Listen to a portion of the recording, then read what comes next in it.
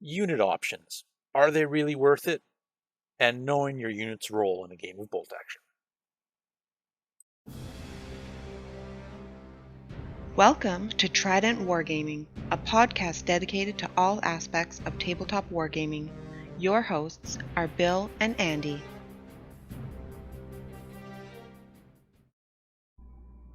Hey there, and welcome back to episode 28 of Trident Wargaming.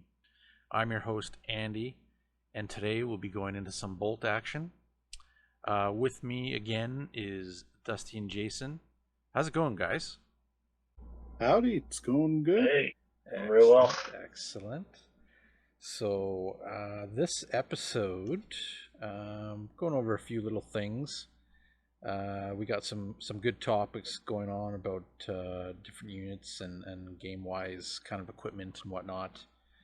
But right off the bat, one of my things is returning to the tabletop. So this week, we're all able to get together and actually play at one of the local stores. So I think for you guys, this is probably first game back, I think. Yep, for sure.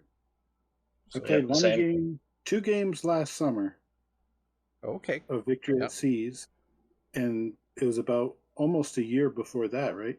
8 months or something, 6 months. Yeah. So it's been nearly 2 years, other than those 2 games. Yeah, that's crazy. Yeah. But it was great though. Like we had, what was it? We had like 6 people there. Well, 7 including myself. Yeah. But it was great. We Yeah, had good turnout. you guys were playing some good battles, and we had pretty much 2 new recruits come in. One of them was playing Dusty, and he was getting right into the game, checking it out. So that was pretty cool to see. That's always nice to have a boot camp day and just get some training games in, and it was perfect because we're all coming back, right? So Yeah. but yeah, like yeah, if you guys want, just let us know how your games kind of went. If you had some like highlights, or did you find that you were still pretty sharp on the rules, or were you a little rusty, or what were you playing? Actually, I was a lot better than I thought I would be on the rules. Honestly, I thought I would be a complete dolt when it came to the rules. But we actually managed to remember most of them. A couple of little hiccups with some random things, but Right. nothing crazy. The game moved quickly. It was fun. I was playing Canadian Para using the rules out of the Canadian Sector D-Day book. Okay. So pretty decent game.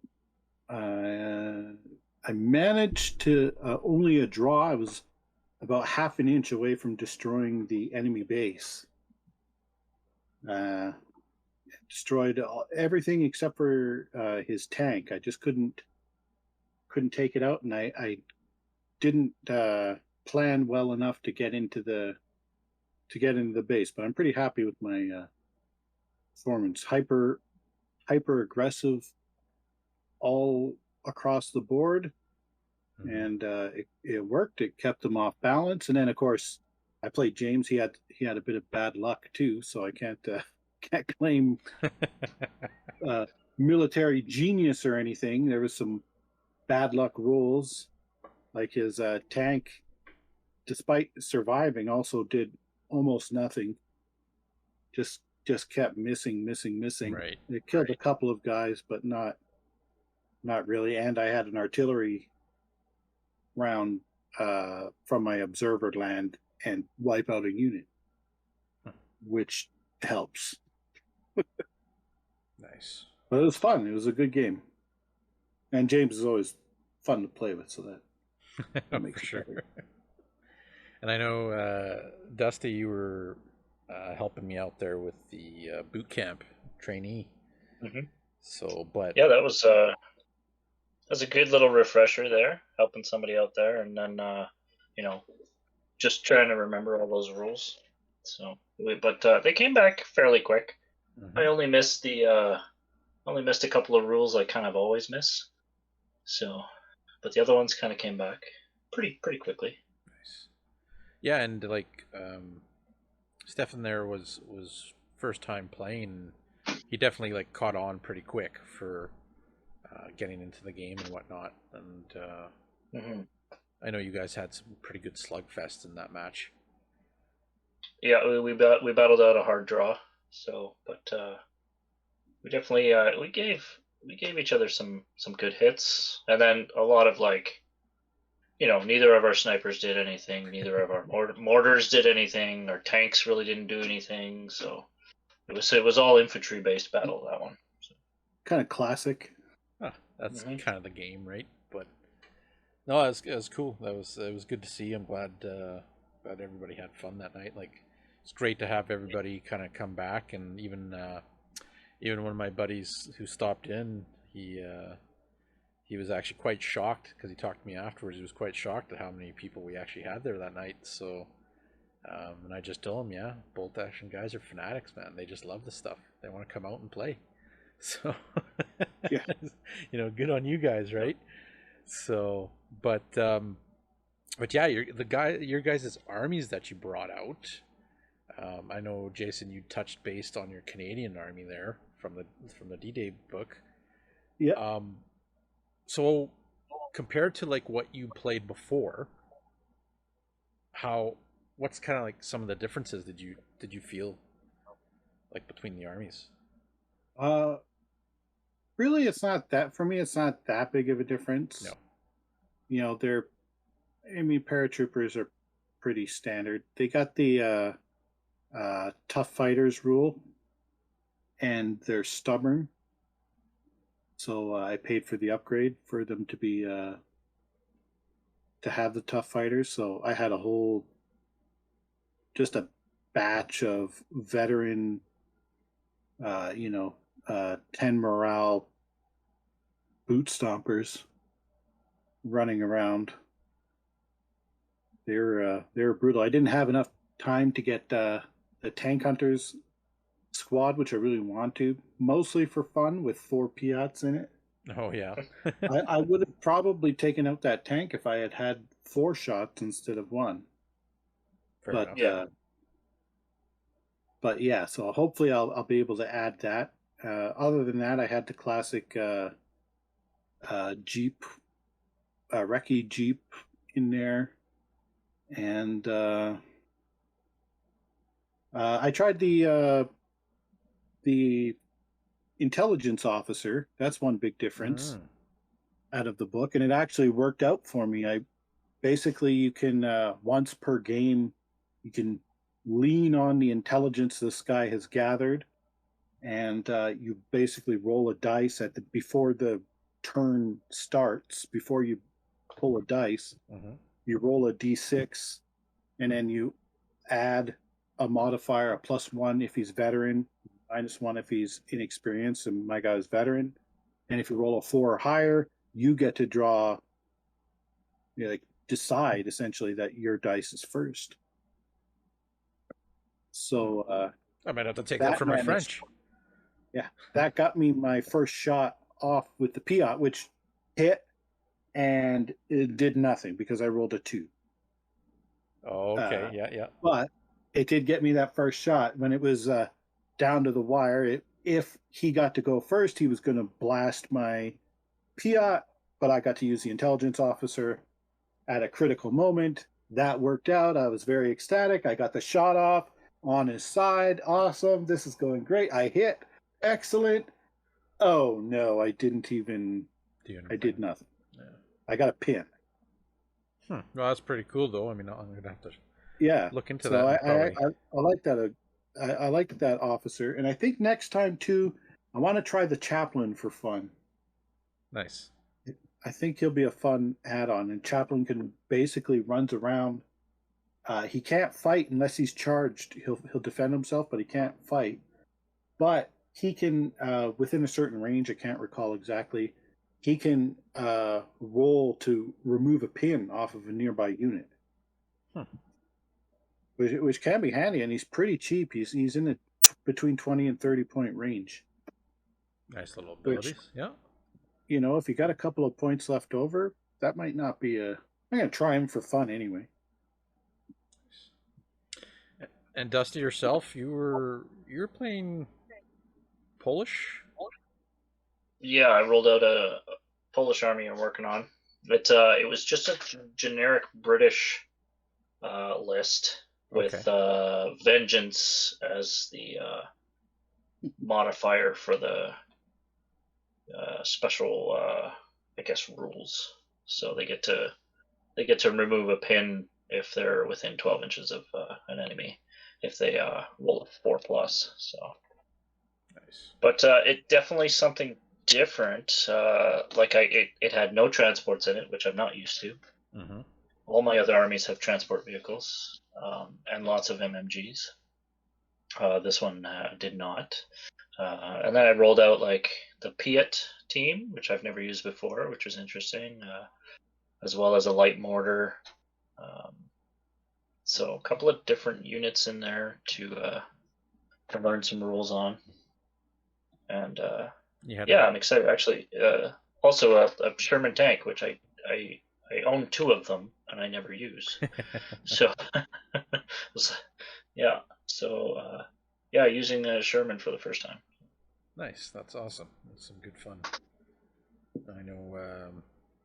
I know you went up against a Panzer IV with the light howitzer on it, and it was good to see though that you guys both had the tanks kind of engaging in that one section, but noticed it was like definitely going after the infantry, right? And everybody was kind of bunkered down, trying to stay in the cover. And I know when I took a look over there, and it was kind of like, okay, they're slowly creeping towards each other. I don't know if they're going to get the objectives, but it's going to be a dirty fight regardless.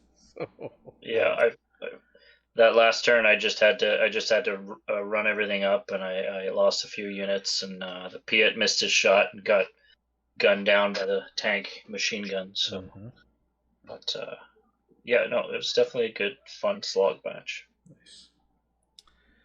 Right on. Well, I'm sure we'll have a lot more of that to come in future weeks. I know I'm gonna have to start sitting down and building some other armies too, just kind of figuring out what I want to play. But the French might return. We'll see. But going forward with some of these topics for the night, one of them that I kind of was thinking about this and whatnot, is like game-wise, when you guys are, picking units and going through the options of how many, how strong are you going to make this unit, and like the upgrades, what's worth the upgrades? Like, what's worth the points? What's worth taking in the units? Like your LMG upgrade, your submachine gun upgrade. Some have anti-tank grenades. So there's even some that have the option to be fanatics. So, like myself, and I think a lot of the points are pretty much pretty close across the board, like throughout the armies. Yeah. Like I think an LMG is like 20 points, right? Yeah. So, a lot of times, like I'll look at it and I'll take, okay, because I do play a lot of early war. Usually my, NCO, he'll get the SMG, and I'll take the one light machine gun in the unit, right? And the rest are rifles. It jacks the price on them, but sometimes I have to cut, an infantry to fit that in. So, but for you guys, like, what do you guys think? Like, what's worth it? What's not? How do you guys go about it? Options, I started kind of considering the focus of a unit, Okay. and in my airborne especially. So I have depends on the size of the game, but generally I like to field at least one unit as heavy with heavily loaded with SMGs, and their objective is to get up in their face a la mace, and then I'll make sure that to support that I'll have another unit, and that unit's usually 6 to 8 guys. Another unit will be 10 guys, fairly standard, with all rifles, not even an SMG for the sergeant, and then the LMG Right. for fire support. And I found I kind of both, the 3 points per guy for the SMGs, because in the airborne especially I can have, I think it's up to 4 if I remember correctly, plus my sergeant, so 5 of them can have SMGs. It roughly comes close to at least evening out with the LMG cost, both for different purposes. But yeah, I think just considering what you're going to use that squad for, and kind of focusing in, seems to do fairly well, at least for the airborne. My other armies, the squads tend to be more generic, but I almost always include the 20 points for 4 shots. Usually on average, infantryman is between 7 and 9 points for a regular Joe Blow. So for 20 points to get 4 shots, it's actually a saving compared to upgrading, or getting 4 more riflemen. So kind of look at it like that. Plus, I think they're cool, and it's fun to go daka. Fair enough. And I know, like, there's like a lot of the Soviet units can take multiple light machine guns. Yeah. Right. So you start, that's 40 points now, right? It's like, ooh, okay. But and I think maybe on those times where you have the extended options, like multiple LMGs, then you really have to consider what this unit's role is going to be. And if you kind of consider that too before the fight, it kind of makes it easier when you're at the table. right. Like, okay, well, I know these guys want to get up close and personal, so I want them to have a good run at the enemy. I want to have cover that I can, duck and dodge behind, but I also don't want it to be so dense that I can't make it there. And then for the fire support kind of infantry squad, I want to make sure that if possible I have good lanes of fire and place they can kind of hunker down. Of course, it depends on the scenario, but just right off the top of your head, as soon as you hit the table, this squad, this is roughly what they're supposed to be doing. It kind of helps a little bit, but what do I know? I'm a 50-50 general. Don't take my you don't have to take my word for it. Da-da-da. How about you, Dusty? What do you think about options? I'm definitely picking what your units are going to do before the game. I'm generally pretty heavy on the options. Like, I'll generally max out my SMGs or my light machine guns. I don't often take grenades. If there's an option for a unit to take like pistols, I'll take pistols, and so they got tough fighters. If I'm Good call. know I'm going to be getting up in someone's face. Yeah. That's more like the SAS and stuff like that. But for my Marines, my squads are split. So I've got the I got a veteran squad with 3 SMGs, and of course the Marines get shotguns, so they max out their shotguns. Nice. So that you have 6 assault weapons, so you can do decent in combat, and the shotguns give you a little bit of extra range while you're waiting for your SMGs to get in there. But and then obviously moving and no shooting penalties is great for those ones, even with the shorter range. And then I have a second unit, and that's maxed out with bars. And then I still have 2 SMGs just in case I want to use them for a different option. And with the bars, I mean, I can still move and shoot with those as well. That's true. That's true.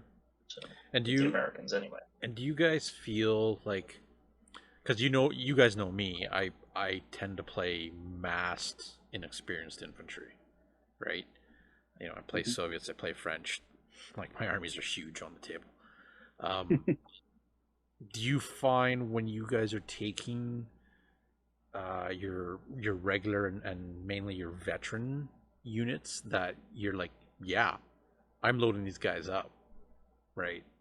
Because in my eye, like in my head, I'm thinking these veterans are going to be way more effective with this weaponry than my inexperiences, right?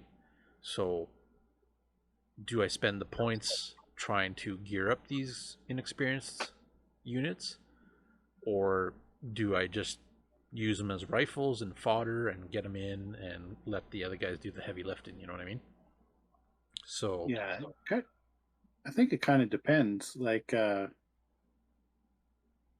the one hand, your shooting is going to be less effective because you have that negative modifier right off the hop. Mm-hmm. But if it's one of the units that has the green rule, that's true. Then it might be worth it, because as soon as they take a casualty, they can roll and maybe they become regular. Yep. That might be worth it. And the other thing is they might be less effective, but generally those inexperienced units are kind of the units that have the ability to take more guys in a lot of armies. So they're usually the ones that have the option to take like 15 or 19, big squads, so they can soak up a lot more damage before you have to kind of whittle that LMG out, Mm-hmm. So yeah, it's kind of, I think, again, it goes to what role do you want them to play?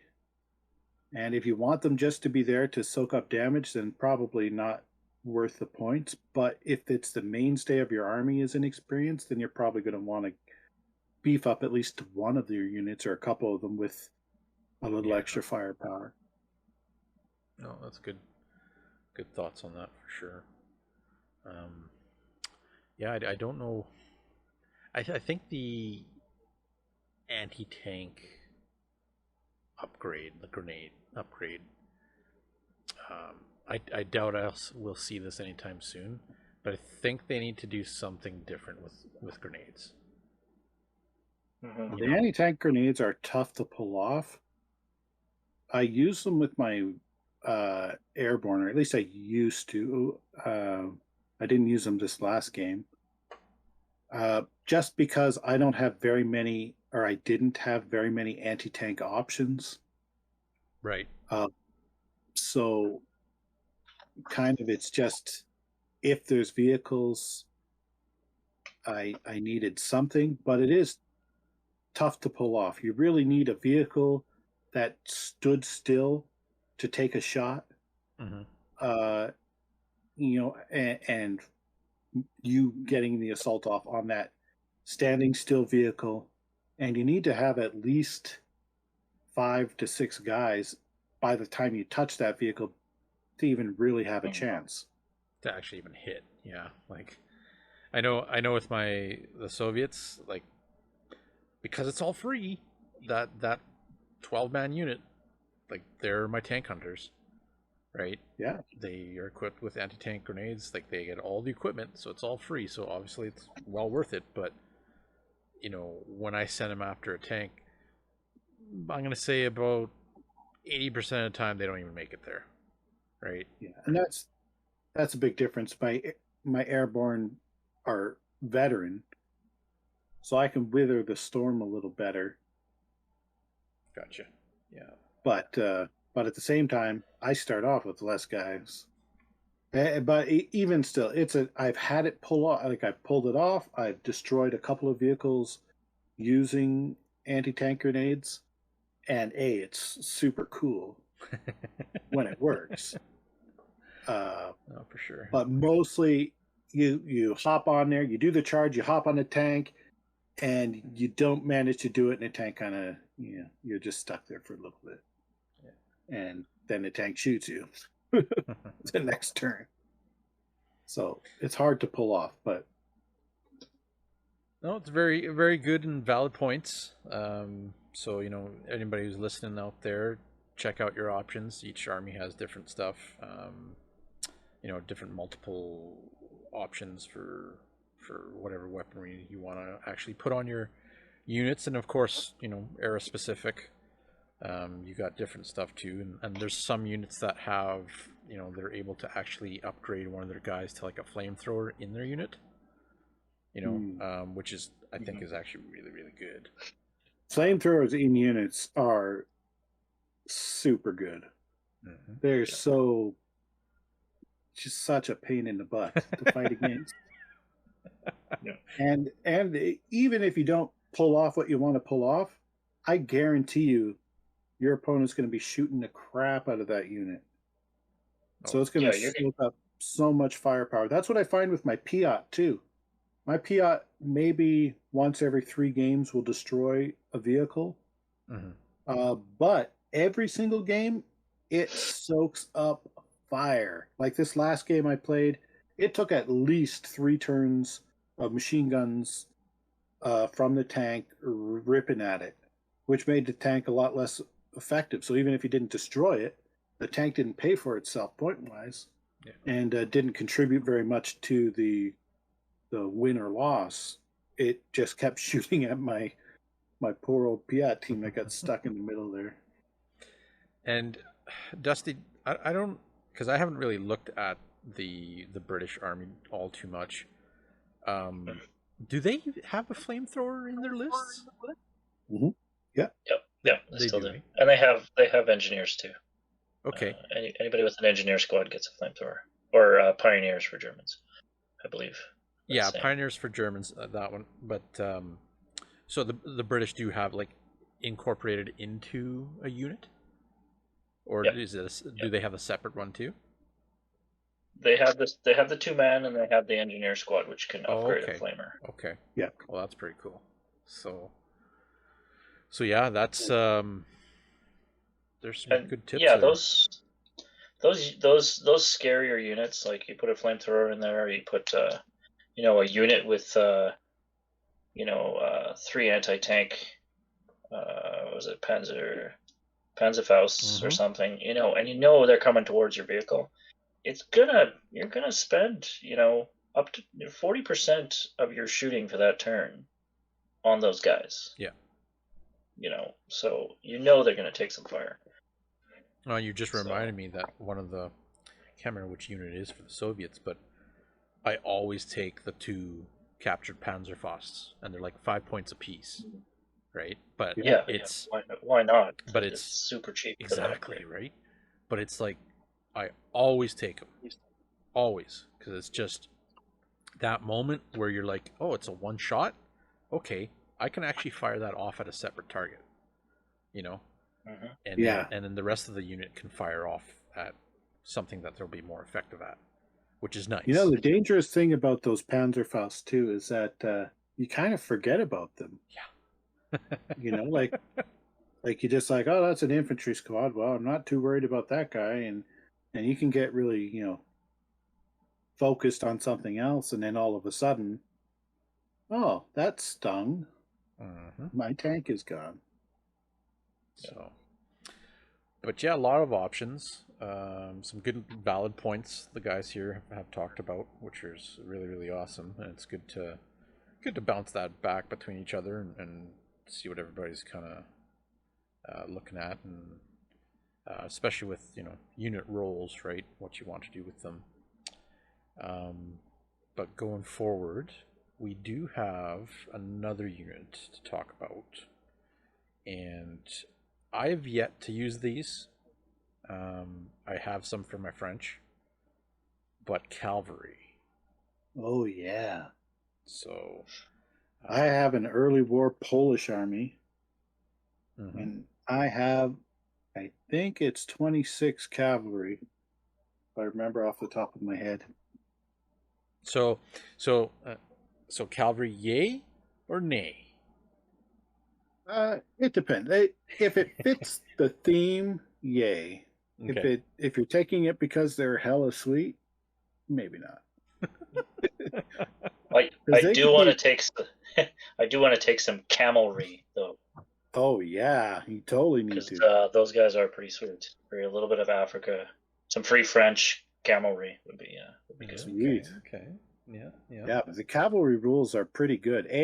Cavalry counts as tough fighters Yes. already, and B, at least for my Polish, and I assume for other armies, you can upgrade for 1 point each, and give them a lance, which gives them an additional attack. So you can roll in with 2 attacks each, and tough fighters. Now you also move 9 inches as an advance, Yep. or 18 inches as a run. Yep. And you can make a reaction, much like a recce vehicle. Yeah. With your cavalry, they move like infantry, but if they're shot at and they still have their dice, just like recce in the bag, you can do a reaction and essentially recce out of the way of that shot. Well, because they can't go down, correct? They That's can't go right. down, That's no, right. as long as they're mounted. And the other thing is too is they are flexible.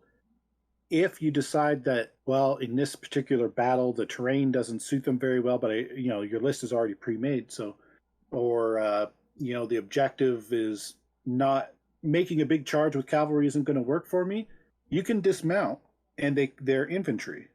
Mm-hmm. So they function exactly like infantry. If you want. The bad news is you can't remount. Once you dismount, your horse is gone for the battle.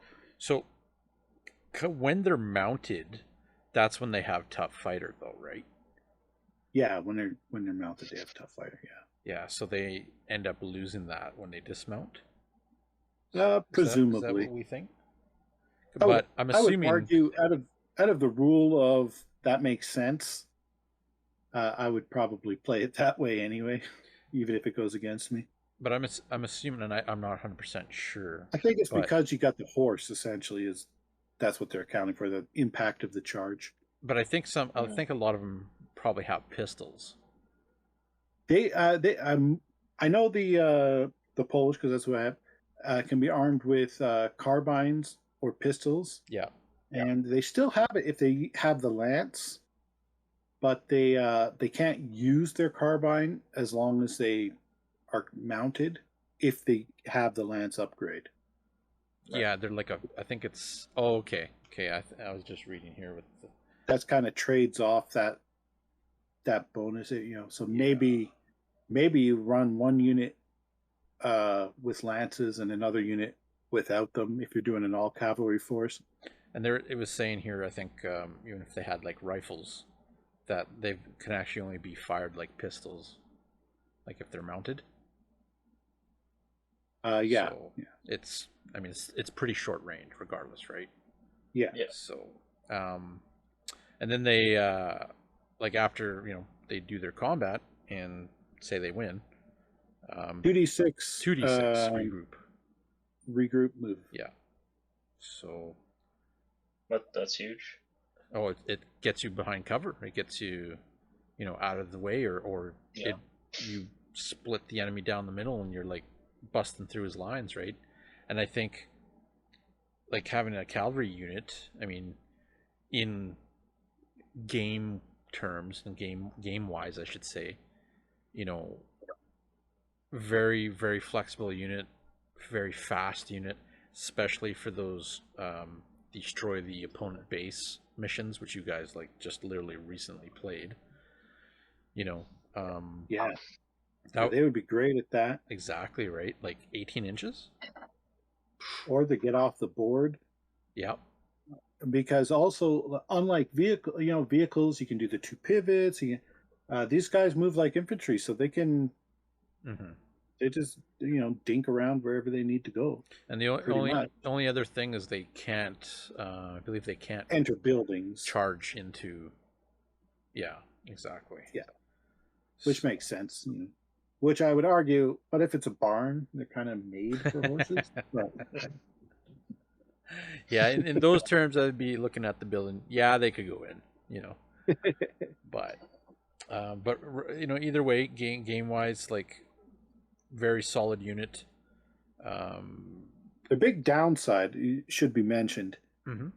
Horses are bigger than people. Yes. So they're easier to see. And more likely you're not getting cover. You're less likely to get cover. You're going to be seen more often. Even with that recce move, are you always going to use it? Because you don't want your cavalry, you don't want them essentially to do nothing the whole game. And even if you do use it, are you going to be able to get out of sight of other units too? And then as soon as your dice is pulled out, you can't recce again. No. So there is a downside. Their horses are big. Horses are bigger than people, for anybody that wasn't sure. And they're easier to see than people. Definitely. Well, it'll be exciting to see getting some of them on the board. Just there are a few different armies that have them, and get them all painted up, and then of course you're gonna have to paint up infantry as well. But I don't know about the Polish miniatures, if they come with mounted or not, but I know the French do. So it's pretty neat. Have to try them out and see what they can do. But otherwise, like thematically, for those armies that do have them, I think it's pretty cool. Seeing that on the board as well. Germans, I mean, use cavalry all the time, right? Well, sorry, Germans use horses all the time. Yeah, there's a difference. They do have, I believe it's an SS unit, of SS cavalry or something like that. They have them too. So, but it's a different aspect, different feel to the game when they're on the board. They're fast. They can hit hard. They've got tough fighters. So, you either try to take them out quick, or they're just gonna kind of run amok, right? So. One thing with cavalry is that it's going to be a fast game. Yes. Whether you win or lose, I can't predict, but it's going to be a fast game. Fair enough. You'll get there and win, or you'll get there and lose in decent time. Right on. The next topic too we have, and it's more of a universal special rule for the units, is the Fanatic rule, and there's a bit of armies that get these units. The Japanese, of course, SS units. I do know in one of the Stalingrad theater selectors, the Soviets get it as well. So Canadians get it against SS units. Yep. Exactly. So I haven't really seen it come up too much in our games. But it's kind of a tough one to break, I guess, right? Like they're hard to break. If you got at least 2 men left, and they're not routed or destroyed or whatever, right? They don't take morale checks, right? Until they're the last man. Yeah, which really, I mean, that makes it tough, right? Because a pretty standard way of clearing out units is forcing a morale check, especially later in the game when when the units are smaller and it's easier to do that in a single round of shooting, right? The other thing is they stick around in combat whether they win or lose, and that's a big one. Yeah, so you get into a fight with them, you have to kill them essentially, all except for that last guy. You have to kill them in order to win the fight, and essentially what that means is if you charge against fanatics, you're probably going to lose most of your unit. You know. Can you imagine fanatical cavalry? Oh man, that would be too. Do the Polish insane. get that? Yeah, they should. Maybe they should, but. Well, I mean, if you're looking at the like SAS, you've got a veteran squad. They've got fanatics. Every man has a pistol, so you automatically get that every dice if you wound, and they have to kill every guy in their squad. They have tough fighters, and you keep fighting pretty much. You keep fighting. Oof. Yeah. Oh, that's brutal. It's awesome, but I wouldn't want to charge that. Yeah, and essentially that's what it is. That's how you counteract them. Is that generally those units are expensive because they're good, or in the case of I think it's the bamboo infantry. Are they fanatic? Who is the Japanese that are fanatic? I think it's the Japanese. I think they have one of their generic rules. Yeah, so you squish them with firepower. Yeah, no, for sure. I know I tend to target units like that with artillery, but yeah, no, I wouldn't want to face a whole army like that, which I'm sure is out there. Yeah. Right. So they're good. They're probably going to be veterans, regular veterans, and they'll have probably some good gear on them because I know with the SS units they'll have access to the SMGs, a lot more of them, to the assault rifles, right? Stuff like that. Of course, your LMGs. So they'll probably be equipped to the nuts and just super tough units to deal with.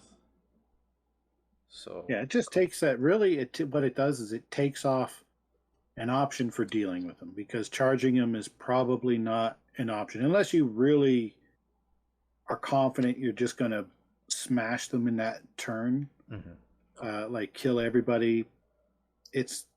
You're far better off just shooting them. So that's what it does in my mind. Especially my airborne is quite combat heavy, like close quarters heavy. They want to get into the fight. Gotcha. But that would really limit my my ability having to fight against that. Sure enough. Yeah, those so some of those topics are pretty good. They kind of give you the guys here give you an insight on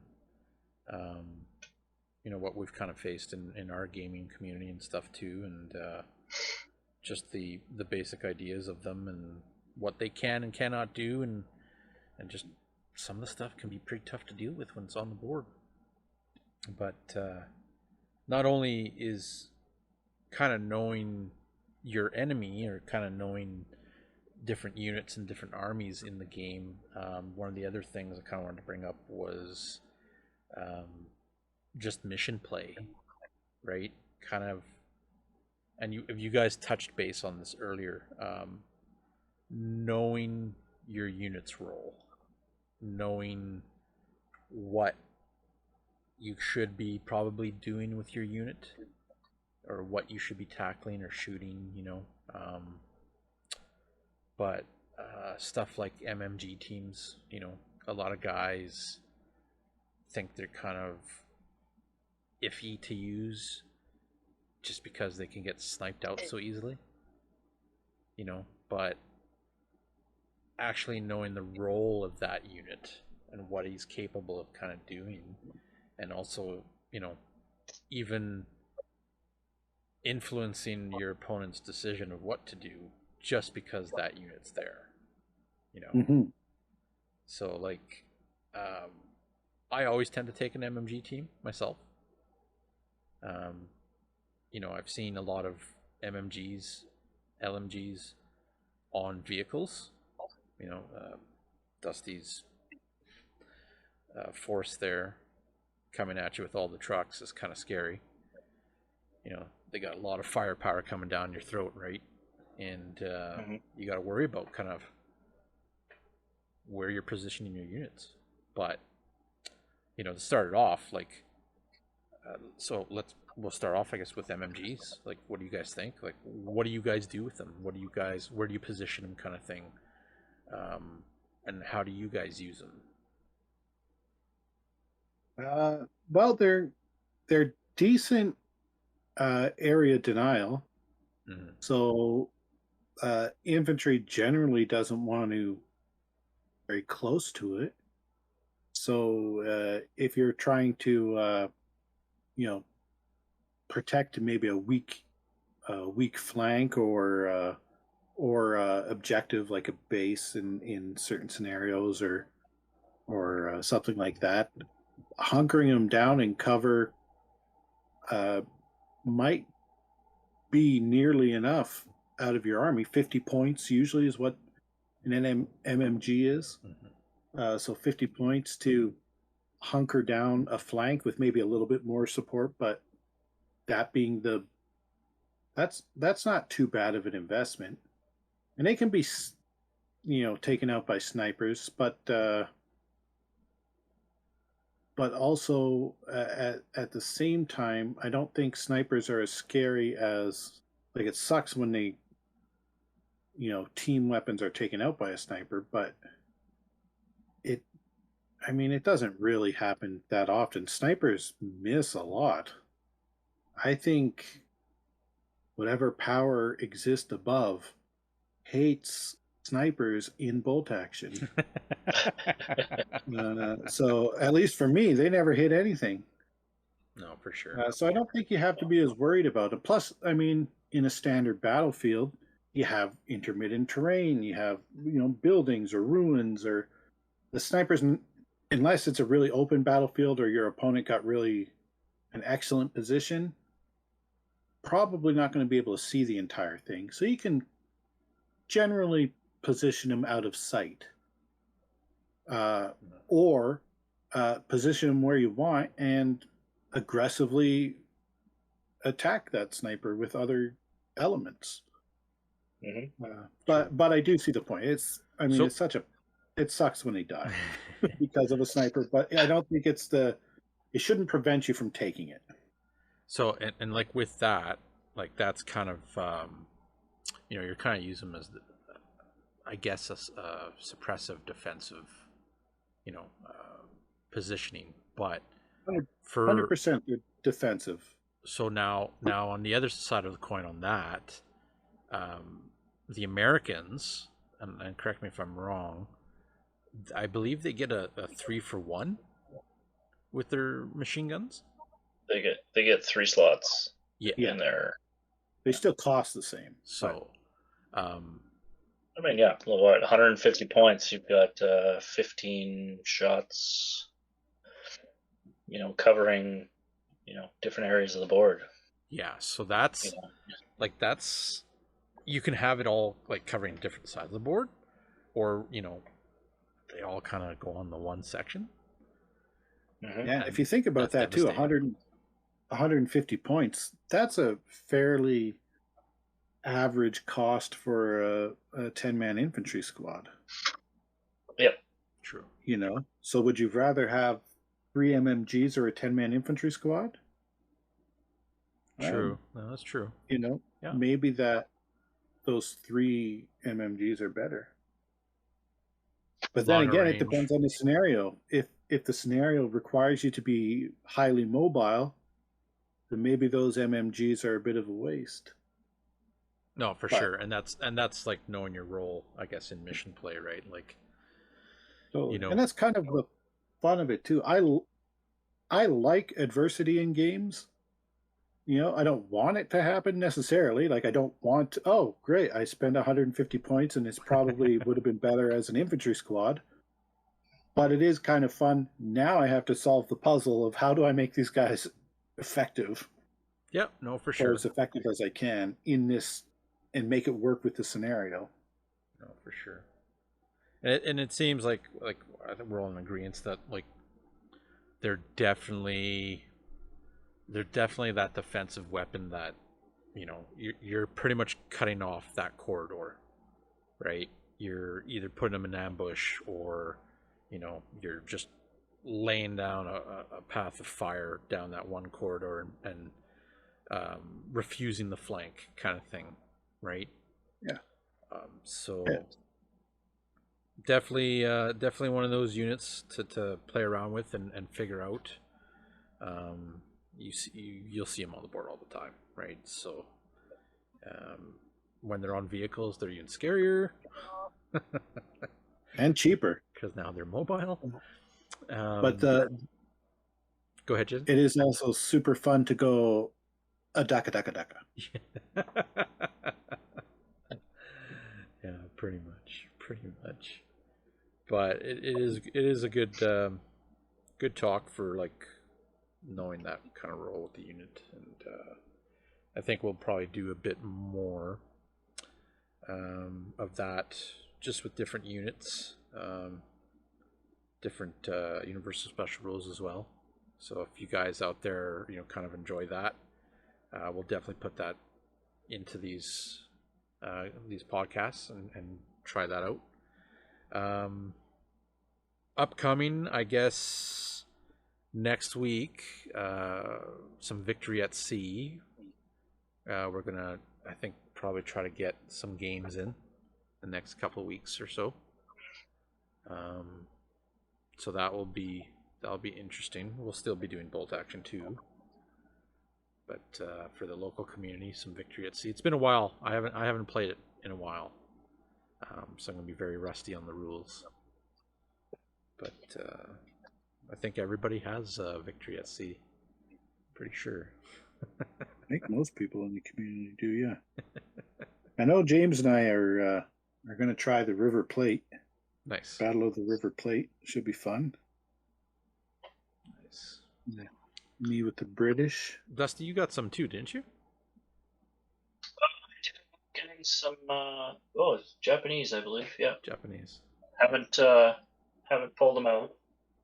They're in the pile of shame. But pile of shame. Pile. I got a mountain. Yeah. No. It's good. No, we'll definitely do some episodes on that because it seems to be a fairly popular game. Like a lot of people have taken quite well to it. And now, of course, this big hulking rule book that they've released a little while ago. They're actually a while ago, I should say, not a little while ago. Definitely we'll have to start going through that. All the other little options. But yeah, thanks for being on again, guys. Hope you enjoyed those topics and whatnot, and we'll bring more. And of course, we're going to see you guys out on the battlefields as well. Sweet. So yeah, if anybody out there has anything they want to talk about or any subjects like that, hit us up. Let me know. Comment on the podcast on YouTube. Email me, all that stuff. Also check out our Instagram, Facebook page, Trident Wargaming. And keep on rolling those dice. Keep on painting. Show me some pictures. I love seeing that stuff. And we will catch you guys on the next episode. See you. See ya. But Trident Wargaming. Build it, paint it, play it.